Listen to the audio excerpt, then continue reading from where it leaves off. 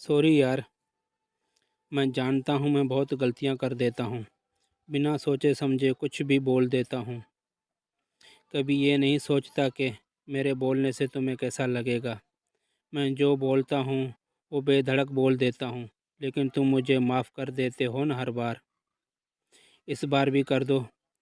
تمہیں پتہ ہے میری لائف میں تمہارے علاوہ کوئی نہیں ہے جس کے سامنے میں بنا سوچے سمجھے سے بول پاؤں۔ ایک تم ہی تو ہو جہاں سوچنا نہیں پڑتا، بس بول دیتا ہوں۔ ایک تم ہی تو ہو میری ہر عادت کو سہن کر لیتے ہو اور مجھے معاف کر دیتے ہو، کیونکہ مجھے پتہ ہے تم مجھ سے بہت پیار کرتے ہو۔ میں بھی تم سے بہت پیار کرتا ہوں۔ سچ میں پلیز اس بار معاف کر دو۔ آگے سے نہیں ہوگا، پکا پرومس۔ I am sorry.